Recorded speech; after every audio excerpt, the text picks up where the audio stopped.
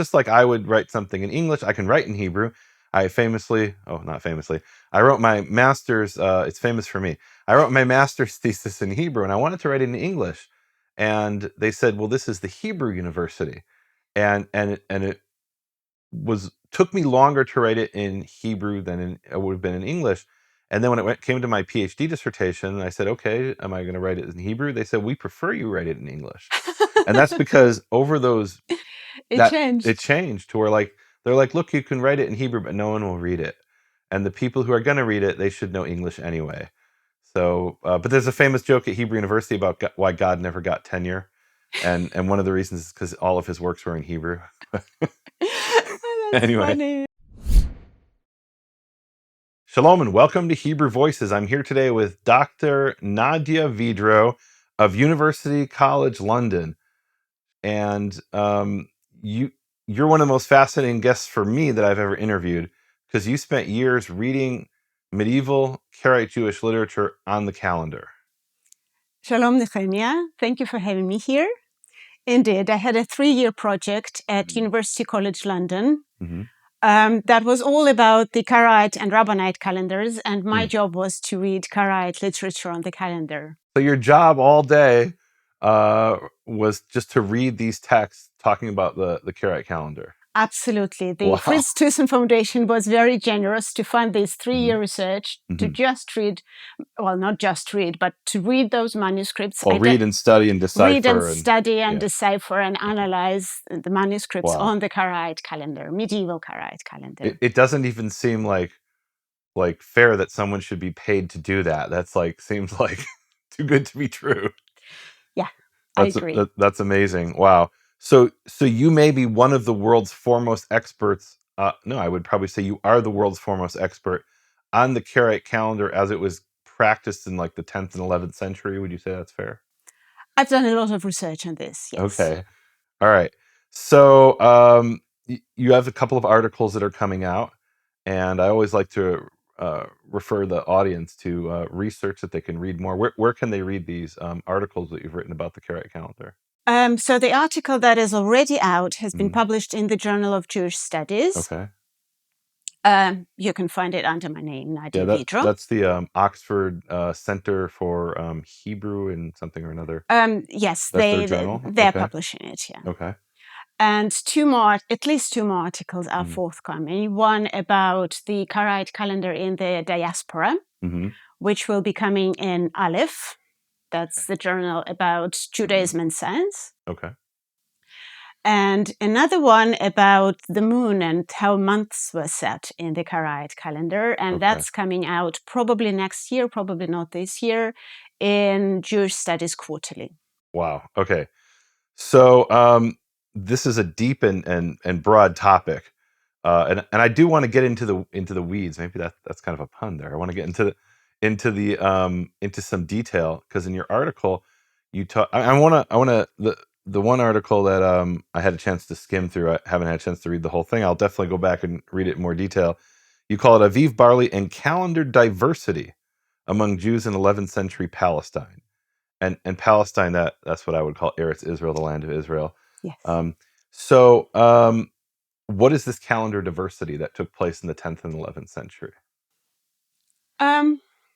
Do I need to introduce Aviv Barley, or shall Let's I start assume the audience knows nothing, although I imagine that's not the case. But some people watching this will know absolutely nothing. If they know the word Aviv, they might think that means spring. Yes, it does mean spring in modern Hebrew, but it is absolutely not the way the term Aviv is used in medieval literature on the calendar. I once looked up when Aviv took on the meaning of spring in Ben Yehuda's dictionary. And what he does there is he brings examples of how the word's used throughout the centuries. And I believe it's something like a Barbanel or somebody like that who's the first one to use it to refer to what was called Kufat Nisan, which we call spring. So it's quite late that this term takes on the meaning of spring. And certainly in the Talmud, and I would say even more so in the Tanakh, it's a agricultural term. Absolutely. Aviv is an agricultural term. In the Bible, it describes a certain state in the development of crops, and in particular barley. we're not entirely sure what this stage in the development of barley is, and neither were medieval Karaites. Okay. It is some sort of in the development of barley where it is developed enough to be damaged by hail. Mm-hmm. I can give you some verses, but I'd need to look them up. That's okay. It's Okay. Exodus 9:32, but it's fine. Oh, thank you. And it is also a state of barley where the seed can be parched in fire. And that's Leviticus 2:14. Thank you. So you're not just saying this as your opinion of how you understand the biblical text, in other words, what are you presenting here? Is this the opinion of the Karaite sources you read, or is this disputed by rabbinical sources? So, what exact stage the Aviv is? No, or those two criteria you just described for barley. This is in the Bible. Okay. The term Aviv appears in contexts where it is clear that it refers to some stage in the development of barley where it is can be destroyed by hail and parched by fire, which means that it is some sort of relatively ripe, but not yet entirely ripe stage in the development of barley. But that's as far as the Bible will go. So let me ask this question, because you also studied the rabbinic calendar in that period. Are there rabbinite sources, do you know, that say, oh, the Karaites are wrong, it's nothing to do with crops, Aviv is something to do with something completely else? Is there other sources like that? No, I don't think so. Not as far as I know. So this isn't a matter of dispute. Yeah, no, this isn't a matter of dispute. Okay. Everyone agrees that Aviv is a stage in the development of barley. Okay. The dispute is about whether Aviv is a criterion for setting the calendar. Because the rabbinites set the calendar by calculation, whereas the Karaites set the calendar by observation of natural phenomena. They set months by observing the first appearance of the new crescent, and they set years. They decided when to intercalate, when to insert a 13th month, by how progressed the ripening of barley was in that given year. Okay.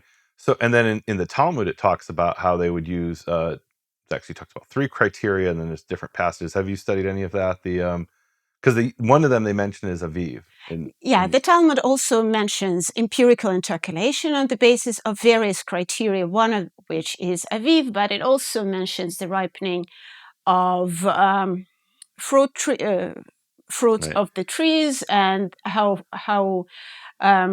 the lambs and different... Right. There's a bunch of criteria. Yeah, a bunch of criteria. Right. And then there's one statement that says when Aviv is one of them, everyone is happy. Yeah, they like it when Aviv is one of them. Yeah.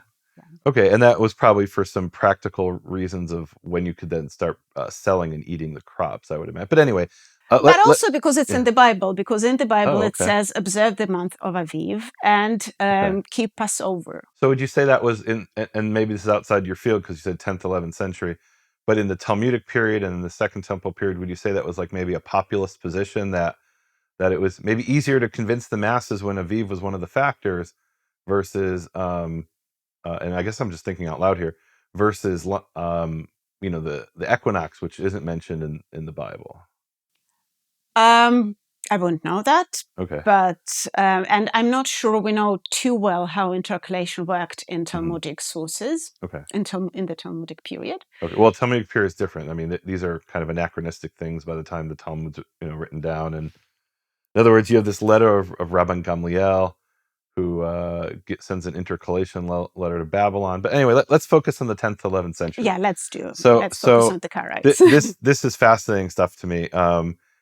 And I came to many of these conclusions on my own, which sound very similar to your conclusions, but I'm coming to them from a completely different perspective. I'm coming to the perspective of a teenager who has, all I have is a Mandelkorn's concordance of the Tanakh, and I'm opening it up and trying to figure out, okay, I know the rabbis changed the calendar. My father told me that when I was a kid. What was the original calendar? And barley, well, I mean, what is that like? How would that even work? It took me a long time to figure that out. Took a lot of experience to figure it out, and other people's experience that they shared with me. But let's jump into the diversity part. So rabbinical calendar in the 10th century, is there any diversity? Little. The rabbinical calendar in the 10th century is set by calculation. The calculation that is still used today was fully developed and fixed in the early 10th century. Wait, slow down. It was fully developed and fixed in the early 10th century? What? Okay. All right. But so the narrative that we're told is that when the Sanhedrin was abolished in the year 359, that Hillel II and his Sanhedrin intercalated all years until the coming of the Messiah. I was taught that as a kid, and it's still widely believed. Is that not accurate, or? It isn't entirely accurate. Okay. The calculated calendar, as we know it today, didn't appear in a big bang. It underwent a development, a protracted development. In the Talmud, you see this period, you see this progressive development of the calculated calendar. And this is not my research. This is the research of Professor Sasha Stern. Okay, yeah. Also at UCL. Who's written an incredible book about Jewish calendars. That we'll throw up. More than one. Okay. All right. Well, we'll throw up on the screen one of those books that people can get on Amazon. And okay, yeah.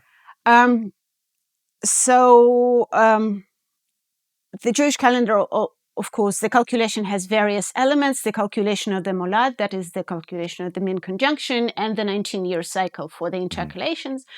And it is very probable that they developed separately and possibly came from different sources.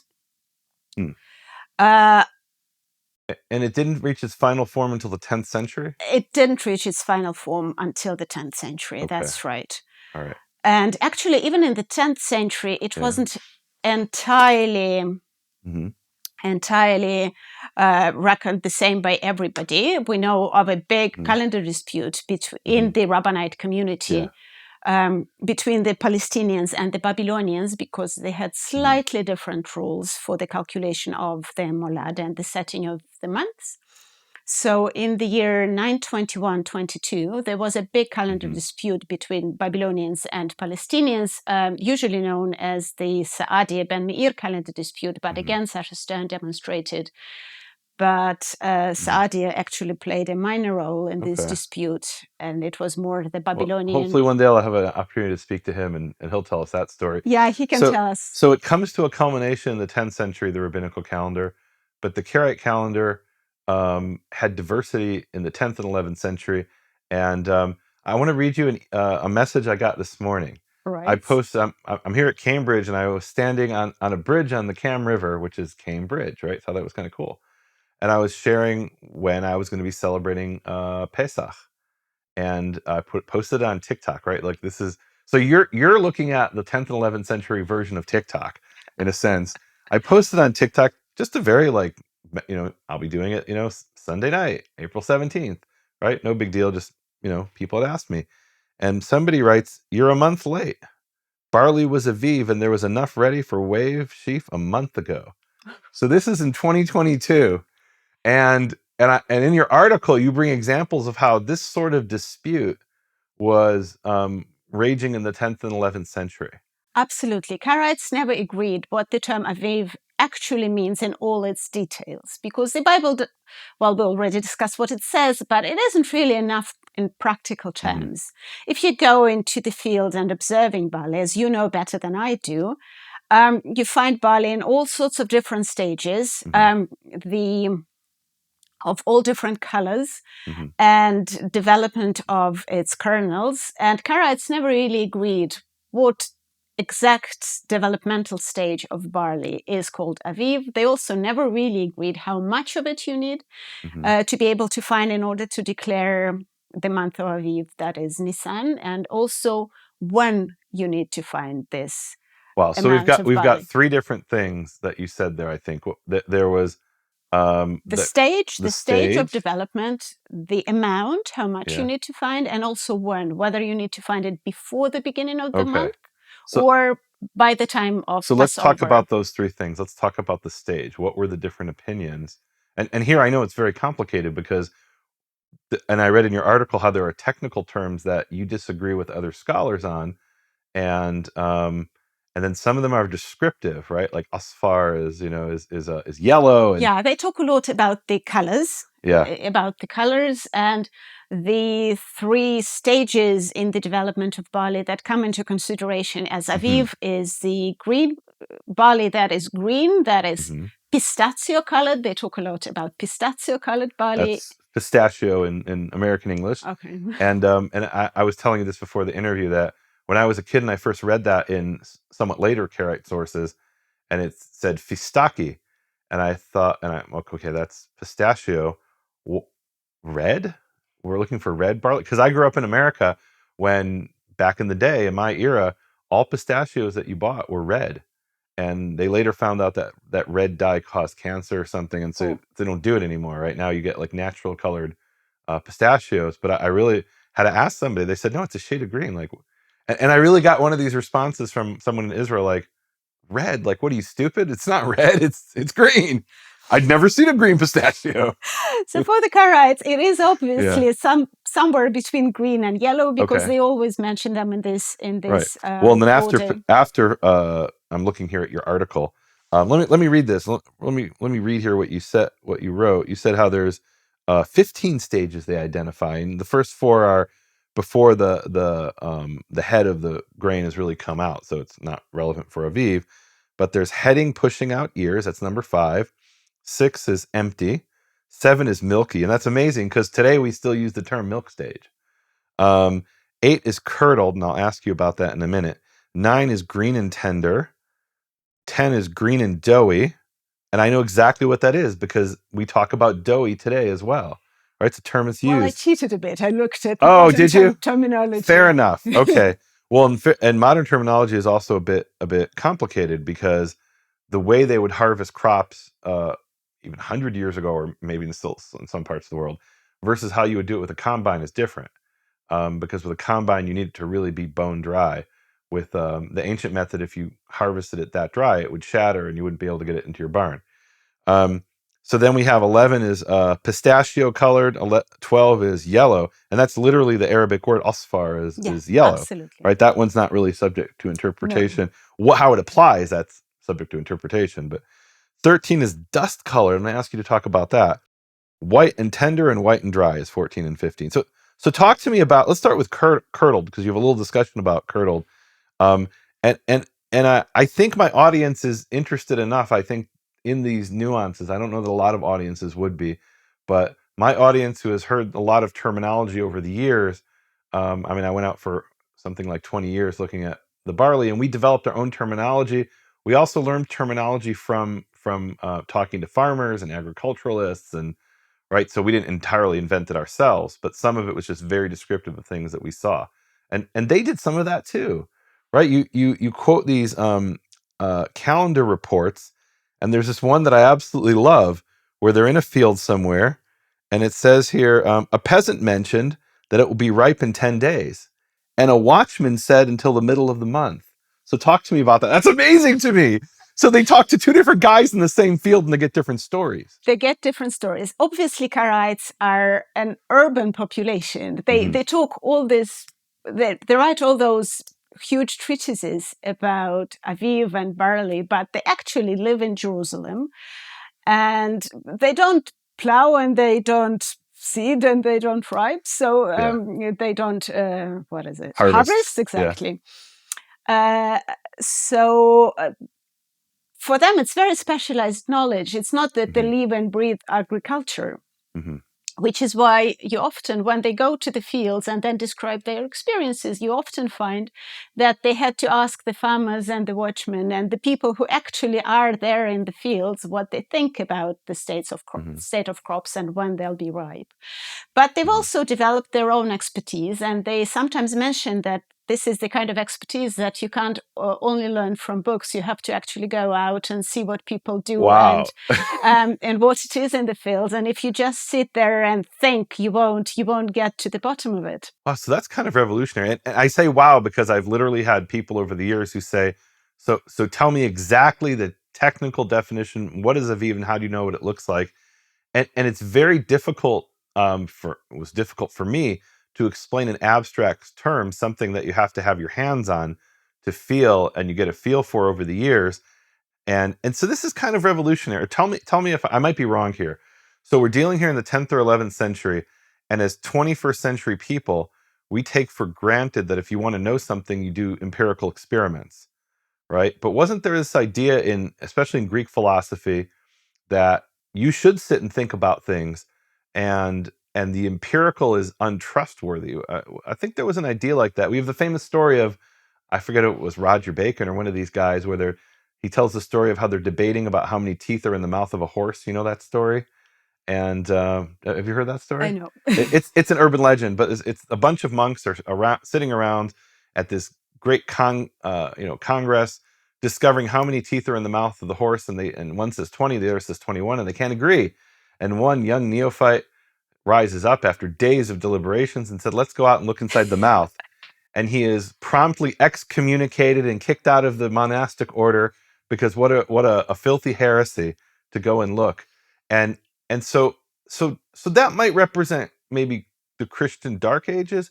Is that true for the world in which these Karaites live? So there's a huge amount of theoretical discussions with biblical verses drawn in, and discussions of if you declare that this stage of barley is Aviv, then what will happen to the harvest stage? Will it be harvested in time? Blah, blah, blah, blah, blah. But in addition, the blah, blah, blah, blah, blah is the interesting part to me, so I don't know when I gloss over it, but go on. We'll try to circle back to it. So that they're having a lot of theoretical discussion about how these different stages will fit with each other. If you declare that, for example, the yellow is Aviv, how soon will it be harvested? Will it be harvested in time to bring the sheaf offering,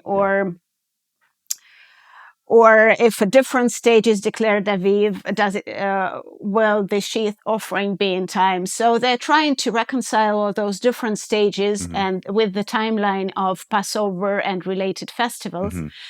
But they'll write those pages and pages and pages, and those treatises really run into, well, sometimes 100 of pages just discussing the Aviv and its various parameters. But then at the end of it, at least some of them will say, but this is all knowledge that cannot all be passed on through in the book. Unless you have actual experience, you can't really know all of it. Wow. So they are very aware of the necessity to do it empirically, I think. And I don't know if you know the answer to this question, just I'm thinking out loud. So in other fields of Jewish knowledge, did they also employ empirical observations like this? And one thing that comes to mind for me is there's a discussion in the Talmud about the definition of a treifa, or nevela rather, which in the Tanakh is an animal that died of itself. And so it talks about how one rabbi went and lived among the shepherds for a few years, and then he came back with this definition of nevela, which is things that drive shochtim crazy today, because is there a hole in the lungs and things like that. But he claims he learned that from living among the shepherds. And so you have an example there. But that's a very rare example. I'm trying to think if there's examples. And do we have examples from like the 10th or 11th century? And it doesn't have to be the Karaite world. Even in the broader Islamic world, because they were a minority in an Islamic world. I think in astronomy, you probably have astronomical observations. And we know of some Jews who participated in Muslim astronomical observations. So there as well, astronomy is something that requires observation. It is not only purely theoretical. So Jews participated in that. I don't think they we'll get to that in the second half, the astronomy and the observations. But that's an interesting point. Okay. So there were these sorts of observations that they. Okay, interesting. All right. So let's go back to these technical terms, if we can. And you discussed some of this in your article. So you talked about the curdled. Mujaban or Mujabban. Mujabban. So all this terminology that I worked with is in Judeo-Arabic. In general, the texts that I worked on are in Judeo-Arabic. Let's take a second of why was it written in Arabic?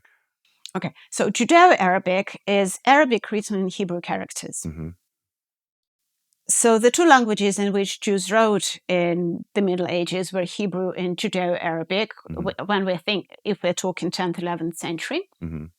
And they wrote in Hebrew when they wanted something for communal consumption, something to be read in the synagogue, or something to convey authority, sort of Jewish authority. The head of the Palestinian community might write an epistle, and that'll be in Hebrew. But if it was just writing for information, if it was a business letter, if it was a scientific treatise, that's that kind of writing that was normally done in Judeo-Arabic.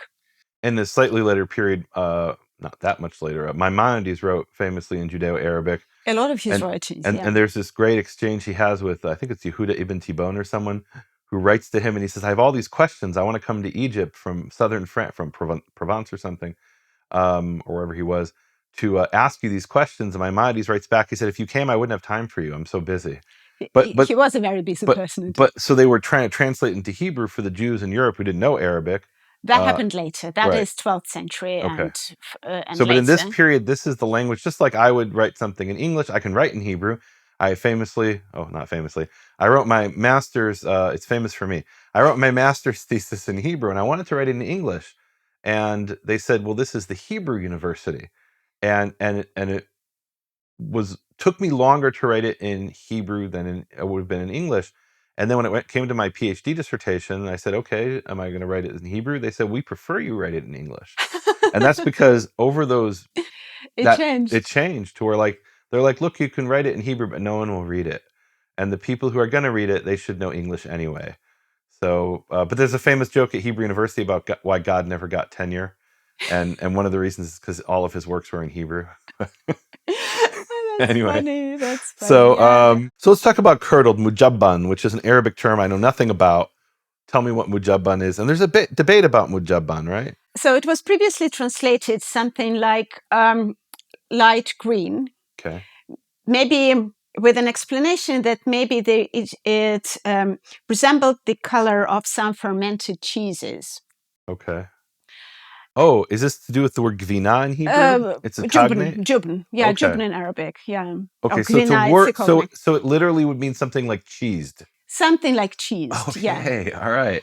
And cheese, of course, is not hard cheese in the Middle Ages. It's sort of cottage cheesy. So it's not Parmesan. It's more like it's more like cottage cheese. What do they call those soft cheeses? Ricotta or something, or those types of soft cheeses we've got in the Middle Ages. Yeah.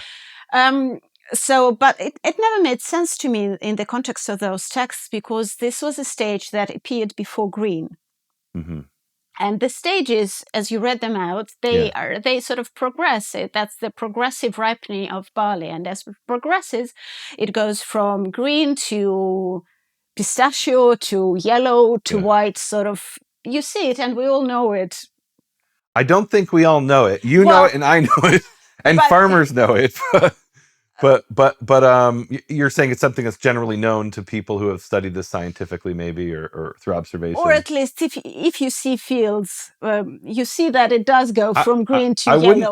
I wouldn't underestimate the average city slicker who doesn't have experience. All that. Right. Anyway. Yeah. So when crops ripen, they go from dark green to lighter green to greenish yellow to yellow, and then what's called white. They're not really white, but but I think even you have the word gray here, or you have dust color. Okay, which is that's presumably like a sort of gray. Yeah, a sort of gray.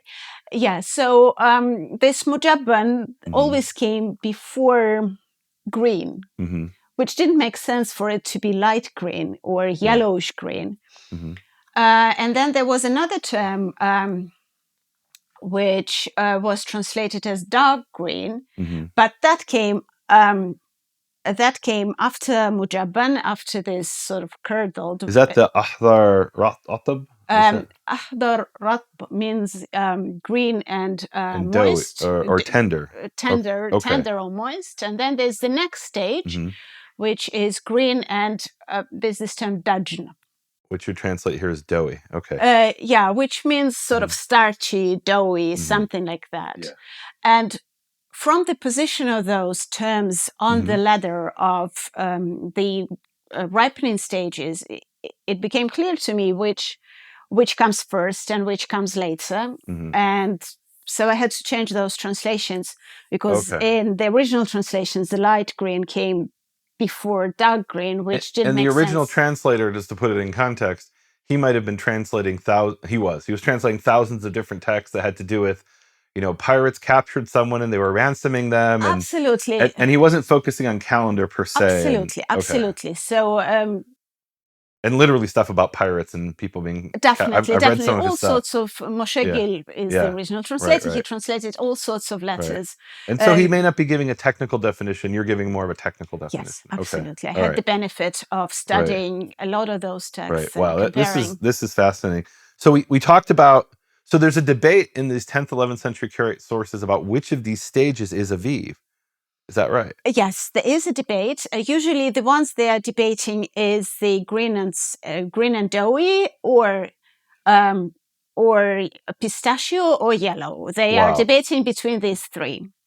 Okay, and they've never decided. Some are very sure that it's yellow. Some will accept the green and doughy. Some will say, well, all three is Aviv. It's all right as long as all three are there. So it's not that they didn't decide. There were different opinions. There were different opinions. It's not that one of them won. No, in this period. Okay, that's it. None of them won. Not in this period, and as far as I can see, not later. Not even today, apparently. But okay. And but Karaites were open to diversity in this sense. Talk to me about that. That's fascinating. Karaites in general were open to individual interpretation and diversity of opinions. And they never said that there should be one opinion that everybody should be following. In Bible interpretation, in their legal texts, and in their calendar as well, they were open to this individual interpretation and diversity. So there were different groups who followed different opinions, and not just theoretically, but really in practice. You see it in their texts that people go into the same fields, observe the same barley in the same stages, and draw different conclusions. Thank you so much for joining me. It's been an amazing conversation. We're going to come back and we're going to talk more about the calendar, about the new moon, and how that was observed. Thank you. Thank you. You have been listening to Hebrew Voices with Nehemia Gordon. Thank you for supporting Nehemia's Makor Hebrew Foundation. Learn more at nehemiaswall.com.